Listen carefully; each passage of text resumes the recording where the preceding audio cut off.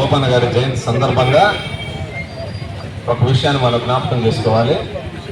గత 2 సంవత్సరాల క్రితమే గౌరవ శాసనసభ్యులు జోలకంటి బ్రహ్మానందరెడ్డి గారి ఆలోచన మేరకు మరి తుమ్మల దుర్గారావు గారు, అనంతరావు గారు, ఇంకా ఆ కమ్యూనిటీకి సంబంధించి వారందరూ సంయుక్తంగా విగ్రహాన్ని ఏర్పాటు చేశారు.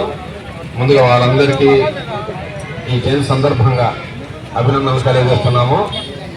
ఓబన్న గారి జయంతోత్సవ కార్యక్రమాన్ని మరి ప్రభుత్వం అధికారికంగా నిర్వహించడం అనేది చాలా శుభ పరిణామం.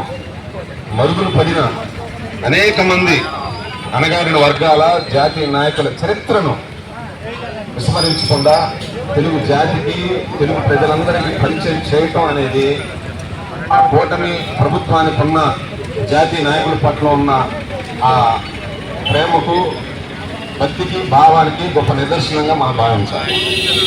1857 సిపాయిల తిరుగుబాటుకు ముందే భారతదేశంలో అక్కడక్కడ స్వాతంత్రోద్యమ కాంక్ష ఉద్యమాలకు భేదాలు పడ్డాయి.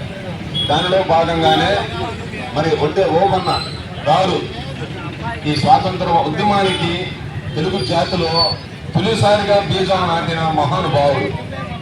మరి అటువంటి వ్యక్తిని మనం స్మరించుకోవాలి. మరి ఇప్పటిదాకా మన యాగంటి గారు, కేశవరెడ్డి గారు, మరి ఎండ్రాల గారు చెప్పినట్టు మొట్టమొదటిగా రైతుల ఉద్యమానికి శ్రీకారం చుట్టింది ఓబన్న గారు. అటువంటి వ్యక్తిని మనం జ్ఞాపకం చేసుకోవాలి. ముఖ్యంగా ఈ ఒడ్డెర కమ్యూనిటీ సోదరులందరూ గ్రహించవలసింది ఏంటంటే, ఈ ఒడ్డే ఓబన్న, ఒడ్డే అన్న పదబంధాన్ని దయచేసి తొలగించండి. జాతీయ నాయకుడిని ఒక కులనాయకుడిగా మార్చకూడదు. ఓబన్న గారు స్వాతంత్ర సమరయోధుడు. అటువంటి పదజాలాన్ని మాత్రమే మనం వాడాలి. అదే మన భారతీయ సమాజానికి గొప్పగా పరిచయం చేసుకోవాలి. ఒడ్డే అన్న ఆ కుల పదాన్ని దయచేసి మహానుభావుడికి వాడొద్దు, ఉపయోగించొద్దు. ఎందుకంటే డాక్టర్ బిఆర్ అంబేద్కర్ ఒక దేశానికి కాదు, అంతర్జాతీయ స్థాయి నాయకుడు.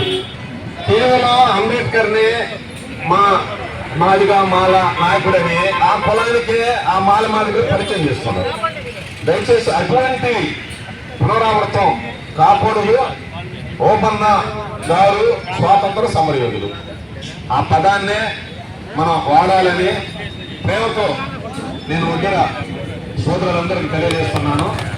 ఎందుకంటే జాతీయ నాయకుల యొక్క ఆలోచన విధానాలన్నీ జాతీయత భావంతోనూ, భిన్నత్వం, ఏకత్వంతోనూ ఉంటాయి.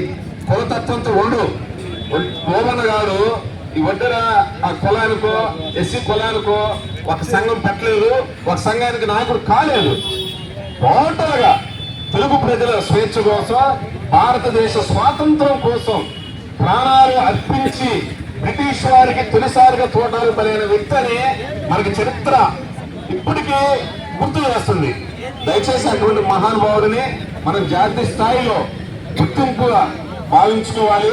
భవిష్యత్ కాలంలో మన టౌన్లో ప్రతి వార్డులో వాడల జయంతోత్సవ కార్యక్రమాన్ని జరుపుకొని ఆ మహానుభావుడిలో ఉన్న ఆ త్యాగాన్ని, ఆ ధైర్యాన్ని, ఆ పట్టుదలని సర్వసైన్య అధ్యక్షుడిగా ఎట్లా ఏ భిన్న ఆలోచనలతో దేశం పట్ల ఏ ఆలోచనతో ఉండడో అటువంటి భావాలను మనం అలుచుకోవాలని ఈ సందర్భంగా తెలియజేస్తూ, మరి ఓబన్న గారి యొక్క విగ్రహ నిర్మాణ కమిటీ సభ్యులకు, ఈ కార్యక్రమానికి, ఆ మహానుభావుడి జయంతోత్సవ కార్యక్రమం అందించడానికి వచ్చిన ప్రతి ఒక్కరికి మరొకమారి నా నమస్సమాంజులు తెలియజేస్తూ ముగిస్తున్నాను.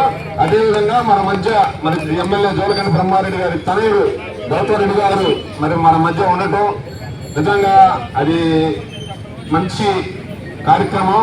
ఎమ్మెల్యే గారు కొన్ని కార్యక్రమాలు లేకపోయినప్పటికీ మరి వారి తనయులు ప్రతి కార్యక్రమానికి హాజరవటం, ఆ కార్యక్రమాన్ని ముందుకు తీసుకెళ్లటం అనేది జాతీయ నాయకుల పట్ల, పార్టీ పట్ల, కార్యకర్తల పట్ల ఉన్న ప్రేమకు, అభిమానానికి మరొక మారు నిదర్శనని ఈ సందర్భంగా తెలియజేస్తూ ముగిస్తూ సెలవు తీసుకుంటున్నాను. Thank you.